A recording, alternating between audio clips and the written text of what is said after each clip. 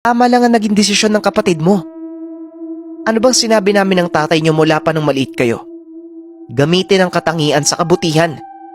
Lipunin ang masama, pero hindi ibig sabihin nun, hindi nyo naaaralin kung masama ba ang nilalang o hindi. Kaya kayo binigyan ng utak upang gamitin. Diyan kayo hindi nagkakasundo eh. Matuto kayong irespeto ang opinyon ng bawat isa. Kung sino ang tama, yun ang susundin. Sa kabila ng lahat, hindi pa rin nagkasundo ang dalawa. Sa lahat ng sitwasyon, nananaig kay Wilson na patayin ang isang nilalang. Hindi na kailangan pang bigyan ng pangalawang pagkakataon dahil hindi na ito magbabago. Samantala, palagi naman siyang pinipigilan ng kambal. Sa ngayon, huwag ka nang makikialam. Pagbigyan mo ko sa gusto kong gawin, papatayin ko siya. Hindi na natin kailangan pang bigyan niya ng pangalawang pagkakataon. Hindi na magbabago to eh. Ang sabi niya, gusto niyang magbago. Narinig mo naman yung sinabi niya, di ba? At saka markado na natin yan. Kapag hindi siya sumunod, madali natin siya matatagpuan.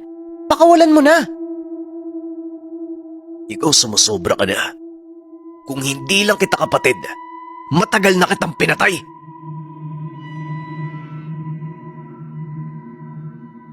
Isang araw, nagkasakit ang nanay ng kambal hanggang sa inatake ito at namatay.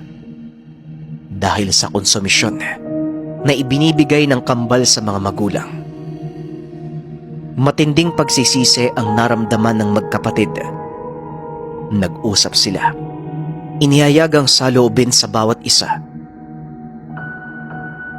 Ilang araw ang lumipas ay namatay din si Tatay Hildo. Silang dalawa ang natira. Wala nang gagabay sa kambal. Ganun pa rin. Hindi pa rin nagkakasundo. Hanggang sa hindi na lang nagkibuan ang dalawa.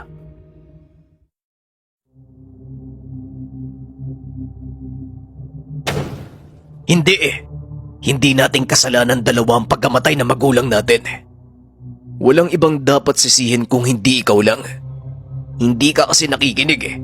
Kaya namatay yung mga magulang natin. Walang problema sa akin. Kung iniisip mong ako ang may kasalanan, tatanggapin ko. Mapanatag lang yung isipan mo.